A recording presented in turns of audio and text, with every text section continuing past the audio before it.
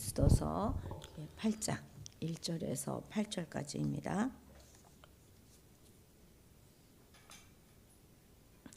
그날 아하수에로 왕이 유다인의 대적 하만의 집을 왕후 에스더에게 주니라.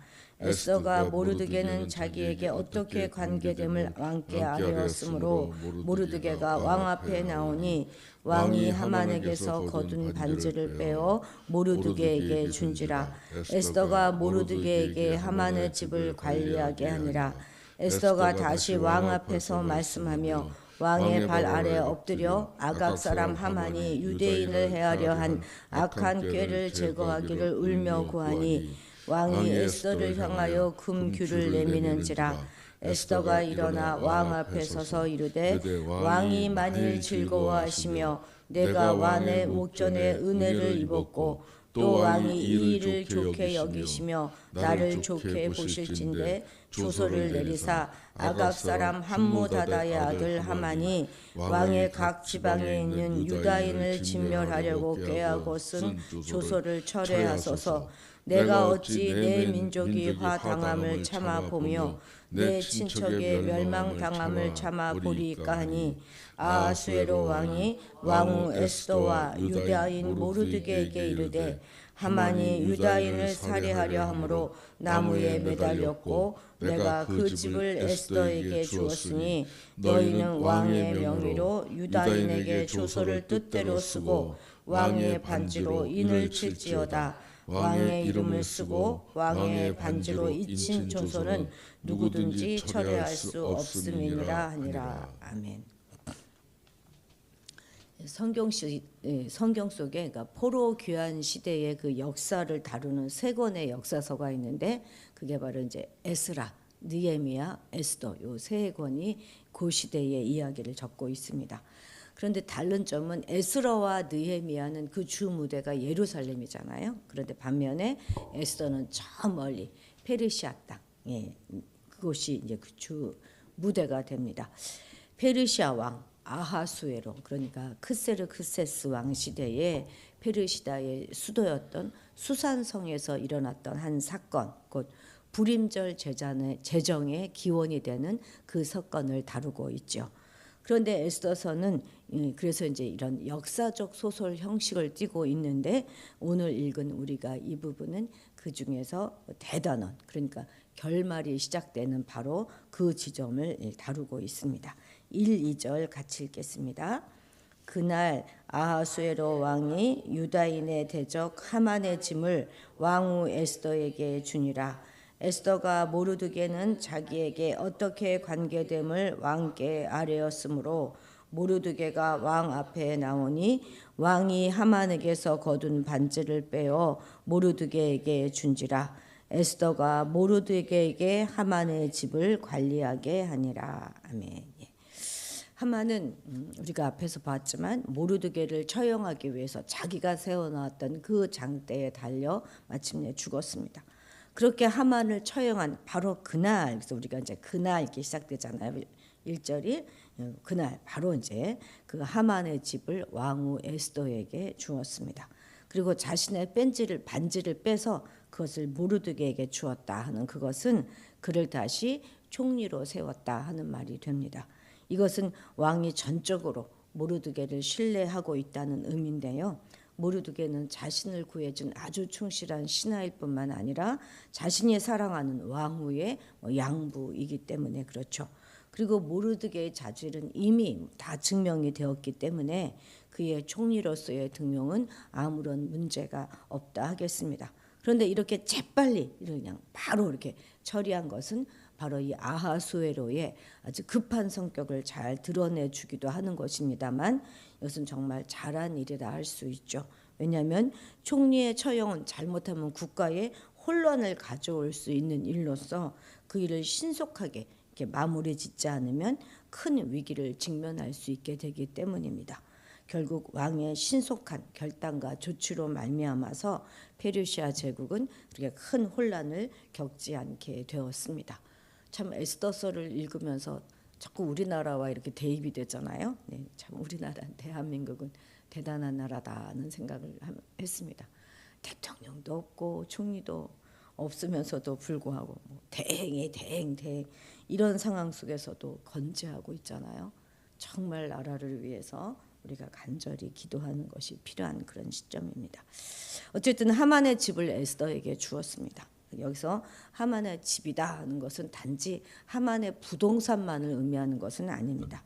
하만이 관리하였던 모든 인적, 물적 모든 재산을 다 포함하는 말이죠.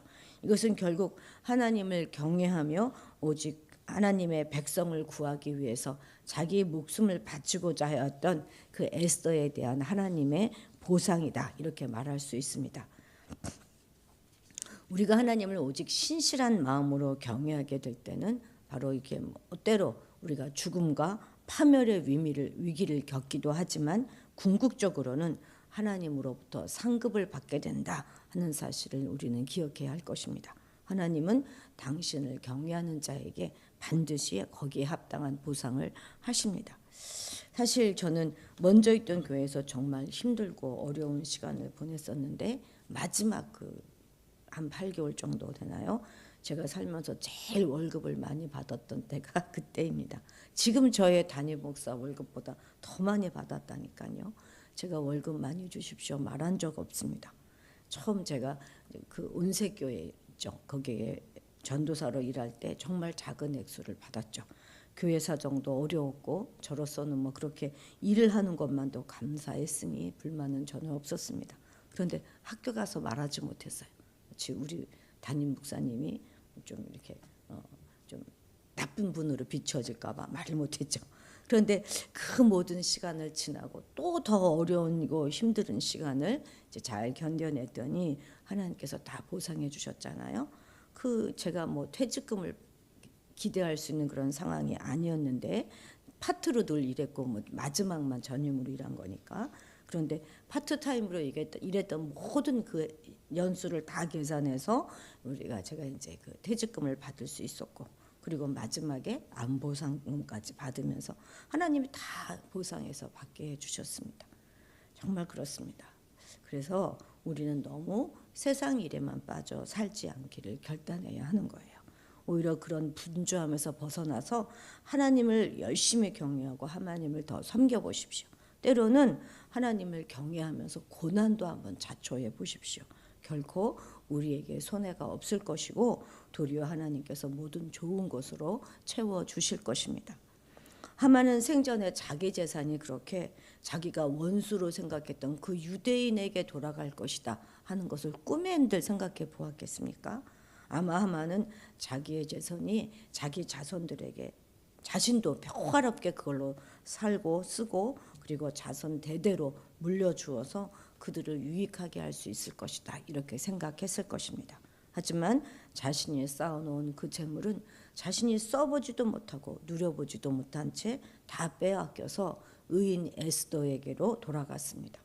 아마도 그가 살아서 이것을 보았다면 막 피눈물을 흘리고 통곡을 했을 것입니다. 잠언 13장 22절 함께 읽겠습니다. 자, 선인은 그 산업을 찾아 손손에게 끼쳐도 죄인의 재물은 의인을 위하여 쌓이느니라. 아멘. 이것이 바로 공의로우신 하나님의 섭리인 것입니다. 악인들은 자기를 위하여 재물을 열심히 쌓아요. 그리고 그것을 자자손손 자손들에게 대물림 될 것이라고 생각하지만 그것은 그들의 착각인 것이죠. 하나님은 당신이 준 것을 잘 관리하면서 당신의 뜻대로 합당하게 사용하는 자에게는 그에게서 주신 것을 빼앗는 법이 없으십니다. 하지만 하나님의 뜻과는 무관하게 자신의 이기적인 목적에 따라 사용한다면 하나님은 그 재물을 빼앗아서 또 당신의 뜻에 합당하게 사용할 자에게 주시는 거예요. 특히 하나님은 악한 자의 재물을 빼앗아 의로운 자에게 주십니다. 그래서 우리가 악한 자들이 재물을 많이 모은 것에 대하여 불평할 필요가 없는 거예요. 그것이 바로 우리를 위하여 쌓고 있는 것이라니까요. 악인들은 정말 이 재물을 모으는 데는 탁월한 재능을 가지고 있습니다. 그래서 하나님도 재물을 모으는 것은 악한 자에게 맡겨두시는 거예요. 그리고 그 재물을 다 모으잖아요. 그러면 그것을 거두어서 의인에게 나누어 주시는 것입니다. 표면적으로 보면 악한 자들이 재물로 떵떵거리며 사는 것 같지만 사실 그들이 누리는 것은 잠시뿐이고 그 후 모든 것들은 의로운 자들이 누리게 될 것입니다. 그래서 하나님에게 돈판을 움직이신다 이런 말들을 하잖아요. 그렇기 때문에 우리는 이 세상 재물을 모으는 일에 급급할 것이 아닙니다. 하나님께서 악인들을 통하여 우리의 필요를 채워주실 것을 믿고 우리는 더욱더 영적이며 의로운 일에 힘써야 하겠습니다. 3절 같이 읽겠습니다. 에스더가 다시 왕 앞에 말씀하며 왕의 발 아래 엎드려 아각 사람 하만이 유다인을 해하려 한 악한 꾀를 제하기를 울며 구하니. 아멘. 에스더는 이제 왕의 그 발 앞에 엎드려 울면서 왕에게 하만이 유다인을 진멸하려고 내린 그 조서를 철회해 줄 것을 요청합니다. 이후 이제 6절까지가 에스더가 간청하는 그런 모습이죠. 5절에 보면 왕이 즐거워하시며 왕의 목전의 은혜를 입었고 왕이 이 일을 좋게 여기시며 나를 좋게 보시면 이라고 하면서 사중적으로 자신에 대한 왕의 호의를 아주 강조하고 있습니다. 얼마나 지금 간절하고 눈치 보면서 이야기하고 있는지 우리가 알 수 있습니다.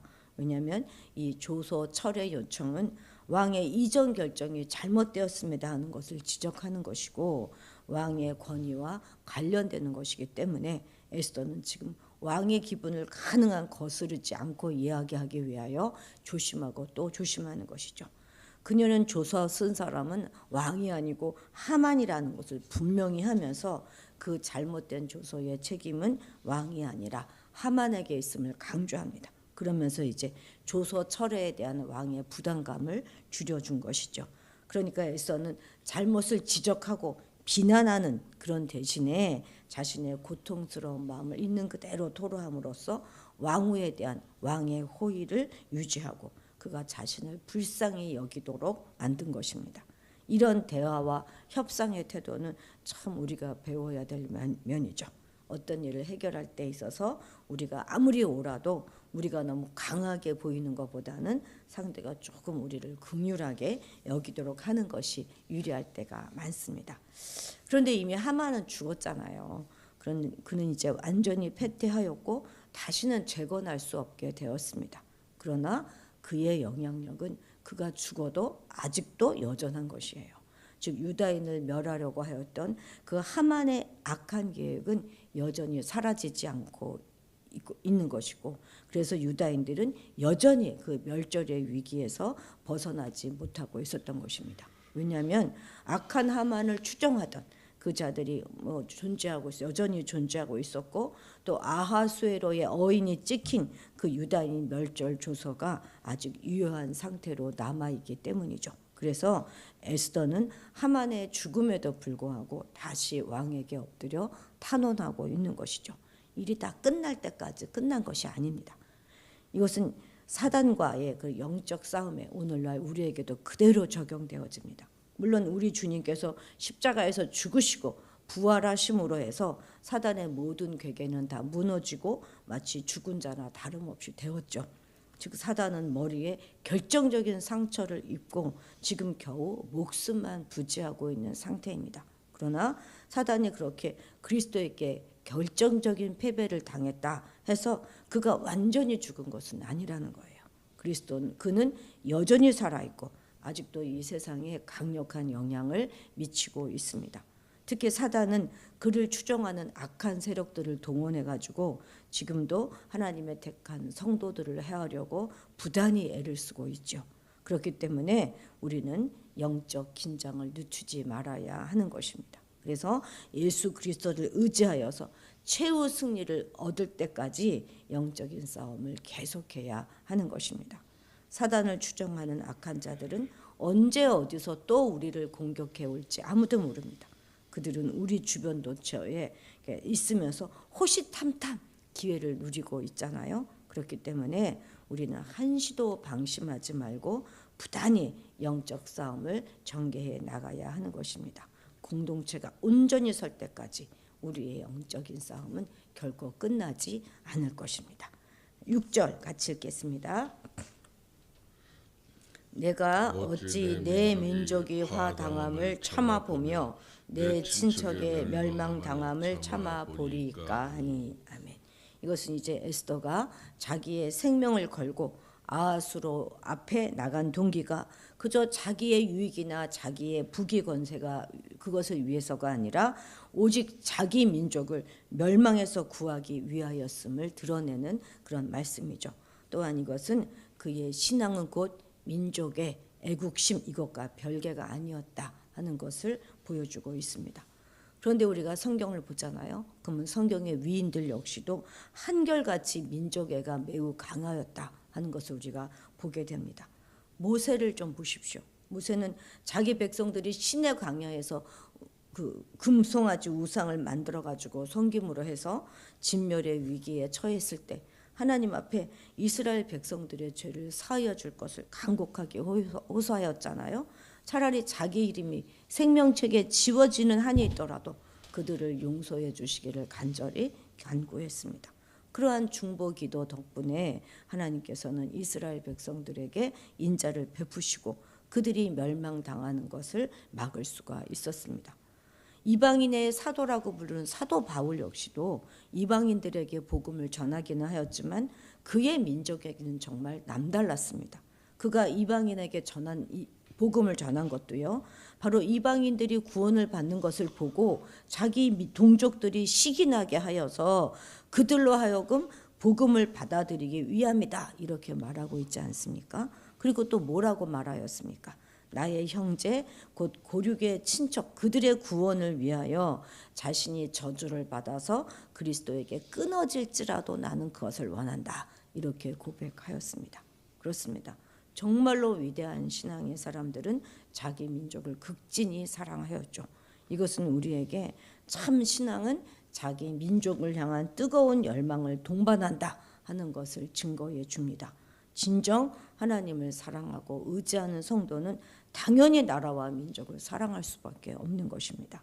우리나라의 경우도 마찬가지 아닙니까? 우리 믿음의 선각자들은 나라를 사랑하여서 3.1운동, 독립운동 다 이런 운동 앞에 앞장섰습니다. 우리가 만약 하나님을 진심으로 믿는 그런 참 그리스도인이라면 반드시 나라와 민족을 위하여 간절히 기도해야 하는 것이죠. 신앙은 정치와 별개다. 교회에서는 정치 이야기하면 안 된다. 요따위 말을 하고 있는 것은 참으로 어리석은 일입니다. 나라가 없는데 우리가 어떻게 신앙을 지킬 수가 있겠습니까? 나라가 이렇게 뒤숭숭한데 한마디 말을 안 하는 교회들도 참 많죠. 그죠? 그것은 교회의 사명, 성도의 사명을 다하지 못하는 책임 회피의 그런 태도로 옳지 않은 태도입니다. 6월 3일 조기 대선이 치루어질 것입니다. 우리는 늘 깨어 기도할 뿐만 아니라 우리의 깨끗한 한 표를 행사해야 하겠습니다. 이 땅에 어떤 사람이 대통령으로 서야 하는 것이 옳은지 잘 분별하십시오. 사전 투표하지 마시고 꼭 우리 본투표하십시다. 교회가 우리 민족을 감당하겠다 하는 각오로 선다면 참으로 우리나라는 멋진 나라가 되고 우리나라의 미래는 밝을 것입니다. 앞으로 이 땅에 어떤 일이 벌어질지 아무도 알 수 없지만 주님 오시는 그날까지 이 나라와 민족을 위하여 에스더처럼 담대히 일어서는 행동하는 그런 신앙인이 되어야 하겠습니다. 기도하시겠습니다. 하나님, 우리를 세계 유일의 분단 국가 여기 이 대한민국에 바로 이 시기에 태어나게 하신 데에는 하나님의 뜻이 있을 줄 믿습니다. 우리가 신앙을 가지고 그저 나 한 사람 우리 가족만 위해 기도하며 살아가는 것이 아니라 우리 조국 대한민국을 위하여 날마다 부르짖으며 사명을 잘 감당할 수 있게 도와주옵소서. 악인들이 형통함과 부유함을 보고 그것을 부러워할 것이 아니라 마침내 저들의 모든 것을 의인들에게 돌려주실 하나님을 믿음으로 바라보며 오직 우리는 영적이며 의로운 일에 힘쓰는 우리가 되게 도와주옵소서. 감사드리며 예수님의 이름